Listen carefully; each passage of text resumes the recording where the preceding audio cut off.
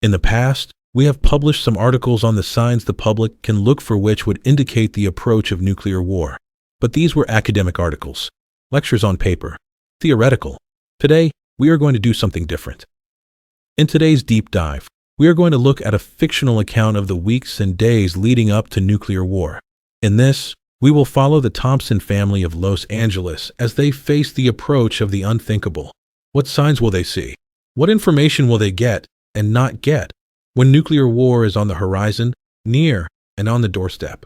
By putting such an event in this manner, a more realistic and recognizable format, we hope it will help you to see and recognize the signs of nuclear war and take action before it is too late. Be informed, be alert, be prepared. This is the DEFCON warning system.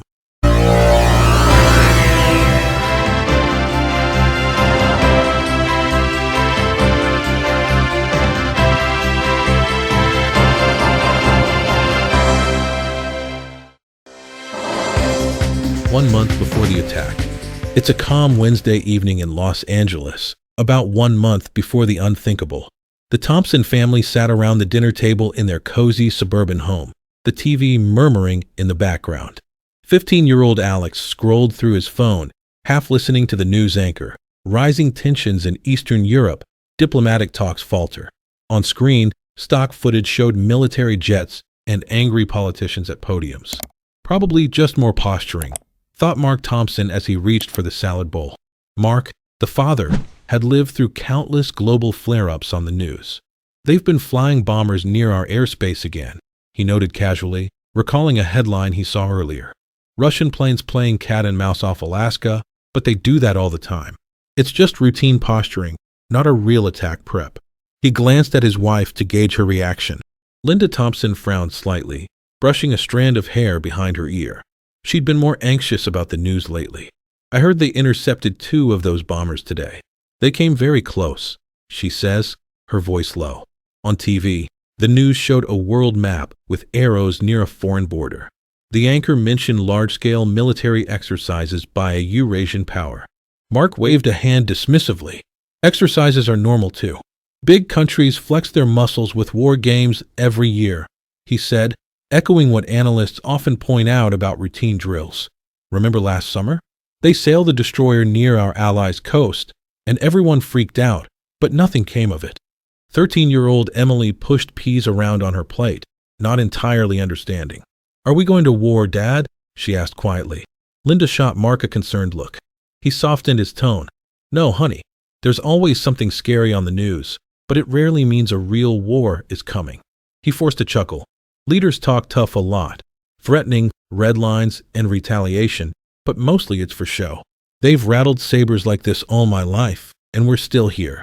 Emily nodded slowly, comforted by her dad's confidence, while Alex rolled his eyes as if to say whatever.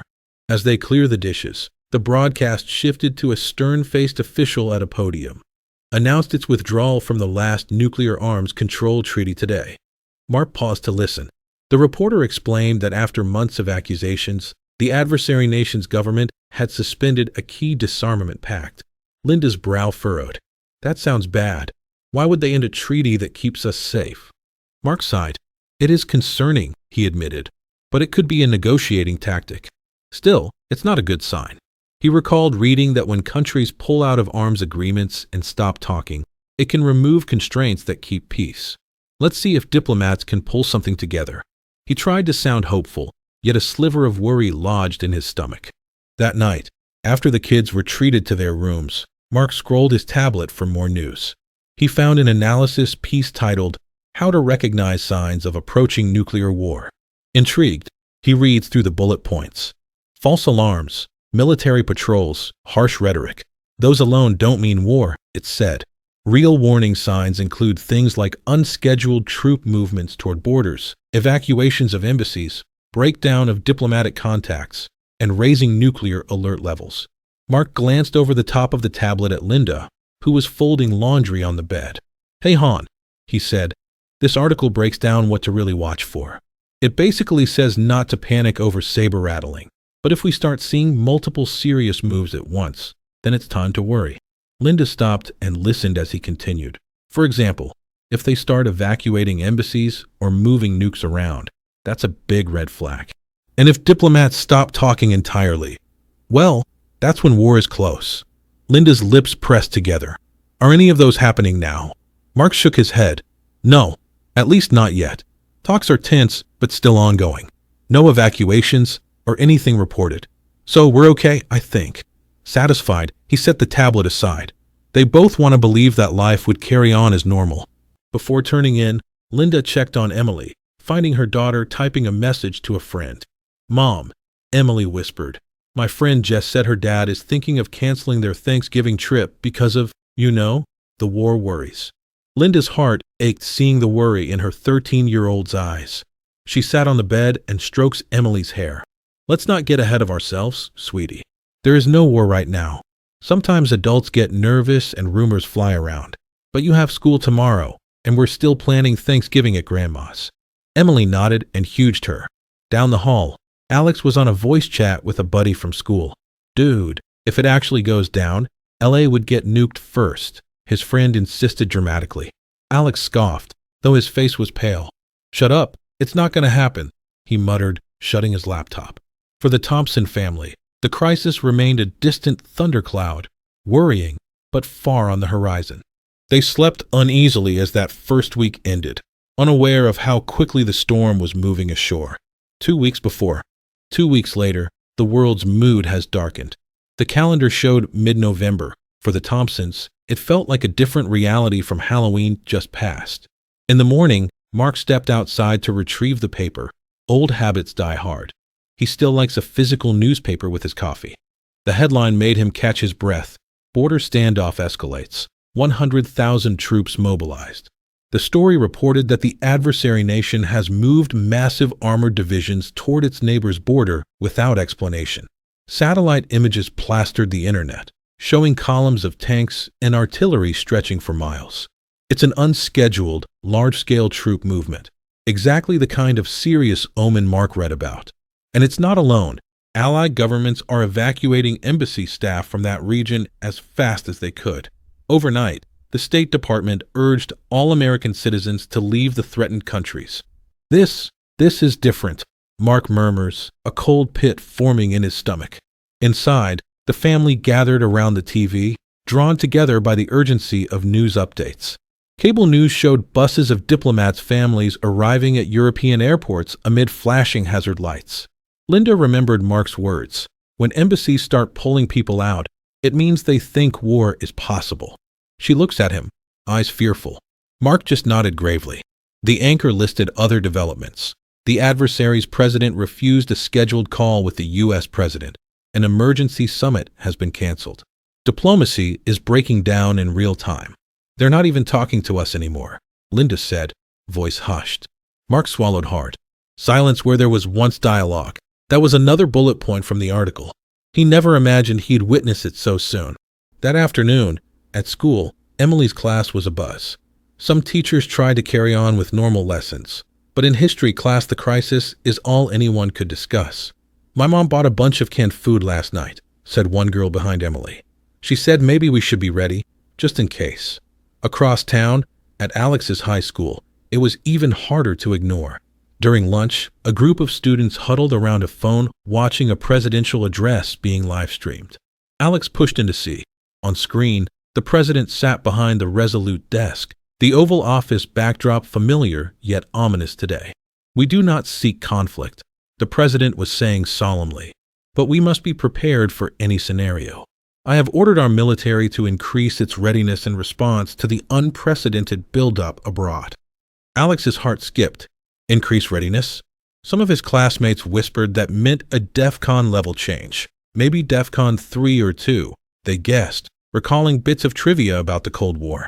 Indeed, analysts on TV later speculate that U.S. nuclear forces have quietly been moved to a higher alert status.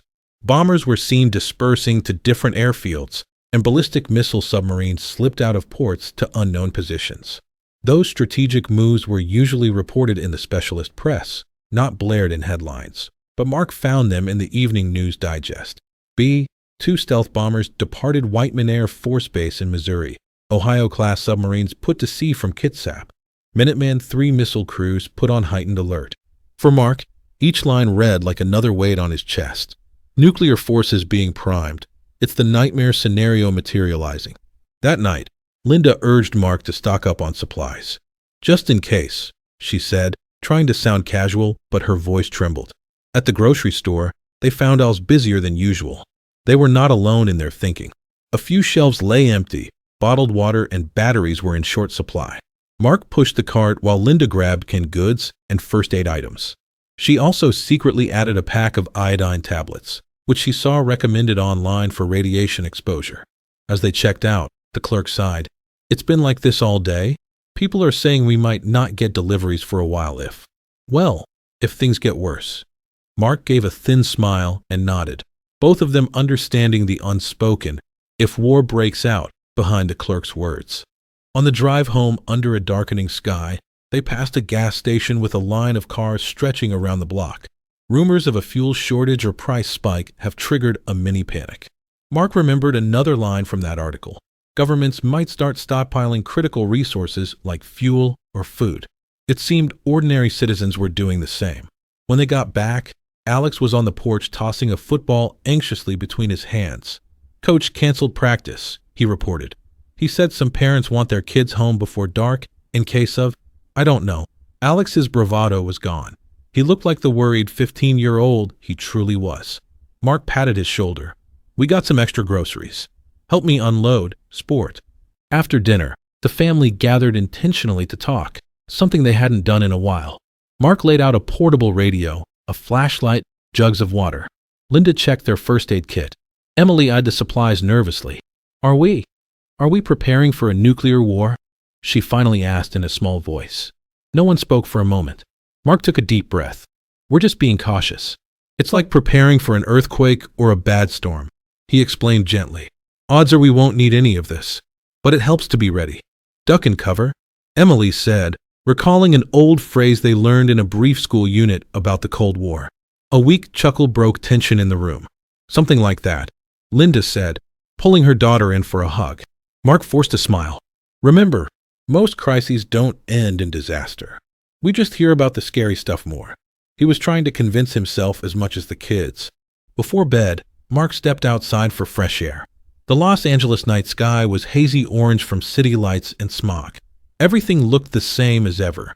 The hum of distant traffic, a siren wailing. Just a police car, he told himself. But he couldn't shake the feeling that something fundamental had shifted in the world these past 2 weeks. His phone vibrated, a news alert. He unlocked it to read. Cyberattack hits power grid in Eastern Europe. U.S. blames adversary. The brief article said parts of a neighboring country went dark for hours due to a sophisticated cyber assault on the electrical grid. Analysts warned of increased cyber operations targeting infrastructure as part of the conflict. Mark felt a chill. Cyber war spilling over could even reach the U.S. next. He gazed out at the glow of Los Angeles and whispered, "Please, let this calm down," to the silent stars above. 1 week before, by 1 week before the attack, denial was no longer an option. A regional war had effectively begun overseas, and its tremors were felt at home. News footage now showed real combat, tracer rounds streaking the sky and refugees clogging roadways in a distant European country. The adversary nation has invaded a bordering state in force. NATO forces, which had been on high alert, were now actively engaging. There were reports of American and Allied troops exchanging fire with the invaders. The world has crossed a dangerous threshold.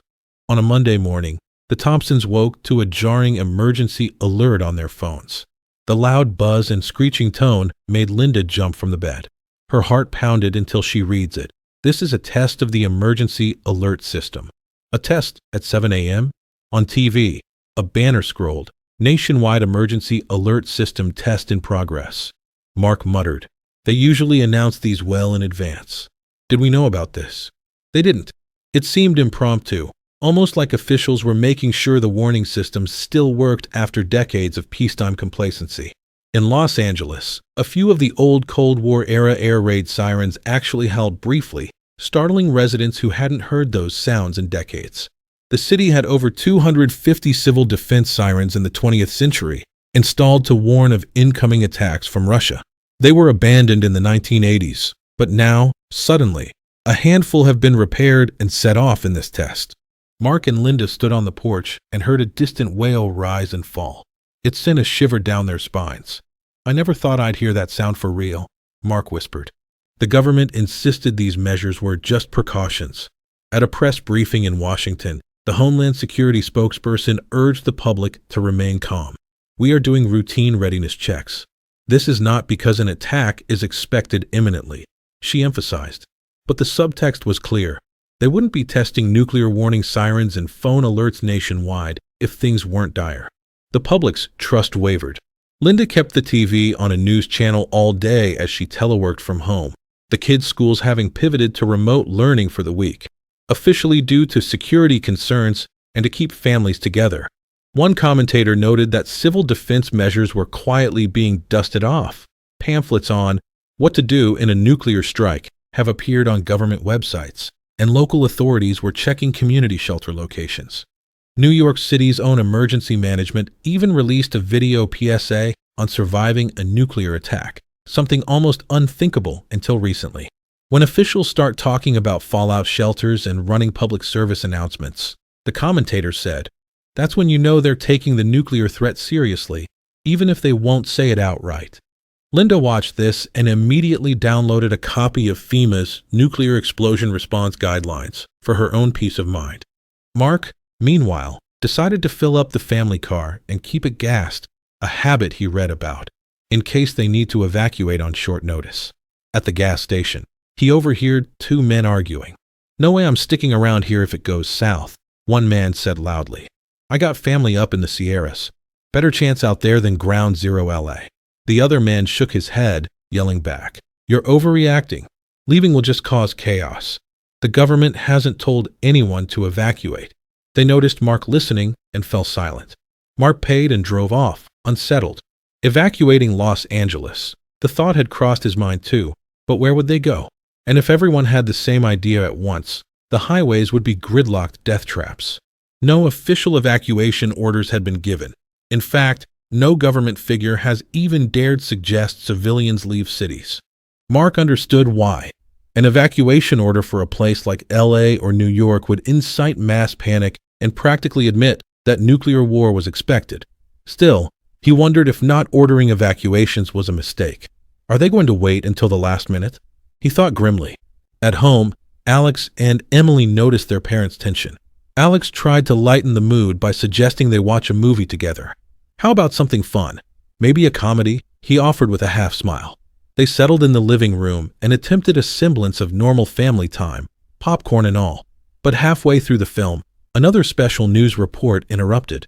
A grave-faced anchor announced, "We have unconfirmed reports that a nuclear weapon was detonated overseas."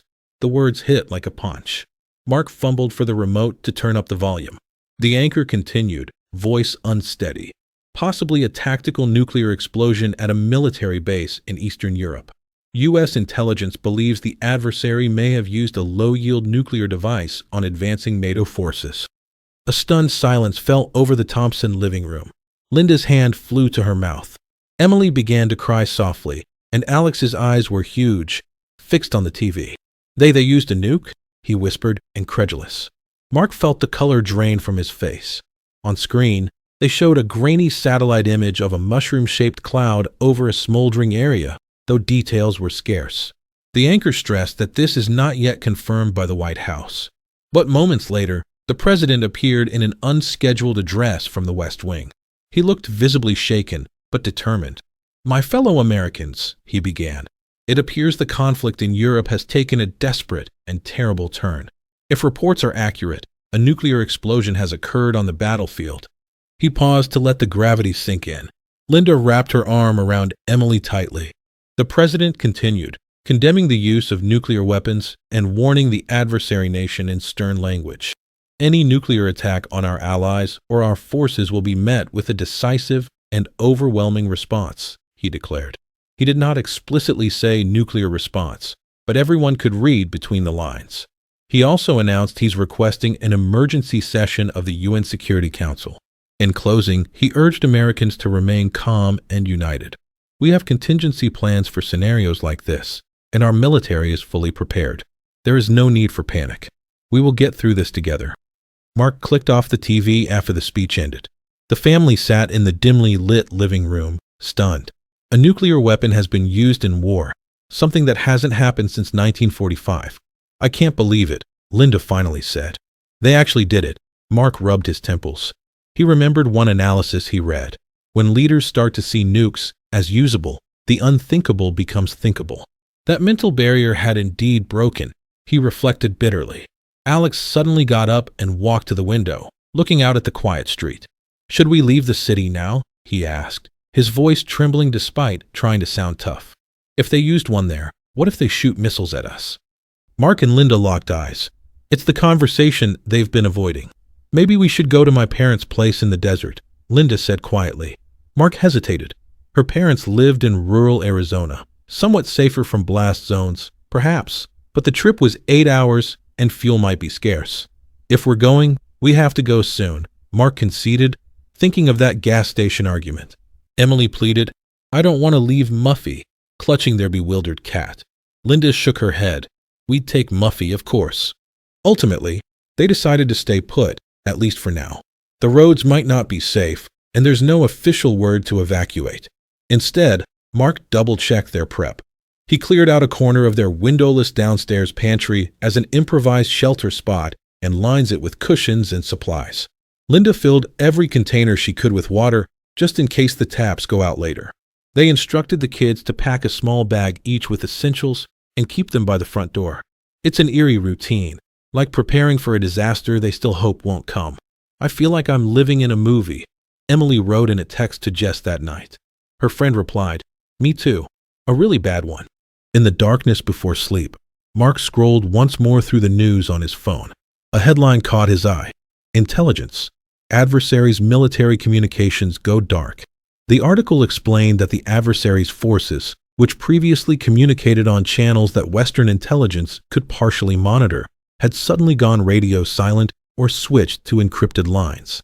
This information blackout suggests they might be concealing final preparations, one expert said. Mark's stomach tightened.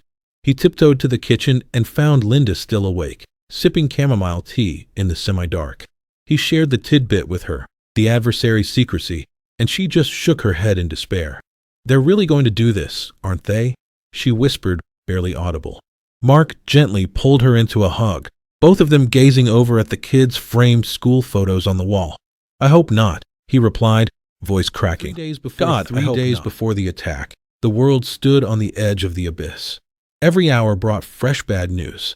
In Europe, the limited nuclear strike by the adversary, a single tactical warhead, halted the NATO advance temporarily, rather than cowing the West into retreat. However, it had only hardened resolve. NATO forces pressed on, and there were rumors, unconfirmed, that some NATO countries have moved their nuclear weapons into forward positions in response. The adversary state media was blasting triumphant propaganda, claiming the West won't dare escalate further. On U.S. news, retired generals and experts debated grim topics once confined to academic theory: limited nuclear war, escalation ladders, counterforce versus countervalue targets. The public discourse had shifted into nightmare territory. In the Thompson household, exhaustion and anxiety permeated the air. The family had largely stayed home together, following official guidance to keep a radio or TV on for emergency instructions. Schools remained closed. Many businesses had given employees leave or shut down this week. Mark's office was closed until further notice, so at least he didn't have to worry about work. Linda, a freelance graphic designer, had no new clients calling. The economy had ground to a halt as everyone held their breath. Grocery stores that were open had long lines and rationing now. Linda was grateful they stocked up earlier. They avoided going out except for absolute necessities. On this day, a final diplomatic effort was underway in Geneva. The UN Secretary General had brought together representatives from the U.S., allies, and the adversary nation for emergency peace talks. It's all over the news. The last hope to stop a full-scale catastrophe. The Thompsons watched footage of motorcades arriving at a grand conference hall. Please let them make a deal. Emily prayed aloud, hands clasped, as they watched. Even Alex, who hadn't prayed in years, closed his eyes for a moment. But by evening, the talks had collapsed. A breaking news alert read, "Diplomatic talks fail, no agreement reached."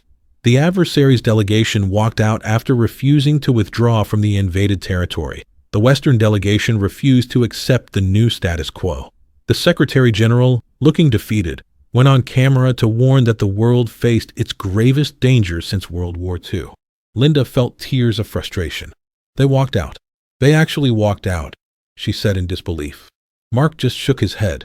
When diplomacy dies, war isn't far behind, he recalled grimly. Late that night, the president addressed the nation again, somber and resolute. "We are closer to a nuclear conflict than ever before in our lifetimes," he admitted bluntly. He announced that the U.S. military has been ordered to DEFCON 2, one step away from launch ready, something not seen since the Cuban Missile Crisis. Though technical, the meaning was clear. Forces were poised to respond at a moment's notice. He also states that he had activated certain emergency powers, an executive order enabling martial law in the event of an attack, and another authorizing FEMA to coordinate mass shelter and relief efforts if needed. Analysts later noted these extraordinary executive decrees essentially grant wartime authority in advance. To the Thompsons, hearing this was surreal. Linda gripped Mark's hand tightly throughout the speech. Importantly, the president stopped short of calling for evacuations. He does, however, advise citizens to review your emergency plans and be ready to seek shelter if instructed.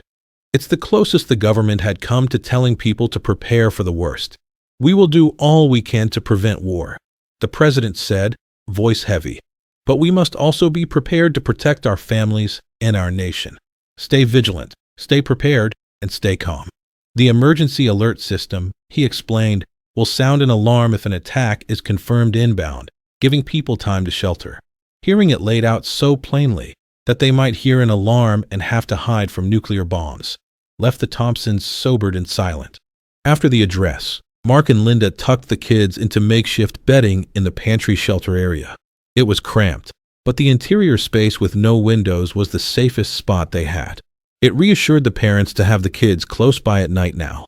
Alex tried to lighten the mood, pulling out his portable Bluetooth speaker and playing one of Emily's favorite songs softly. They even managed a few smiles as Emily and Alex bickered over the playlist like it was a normal night.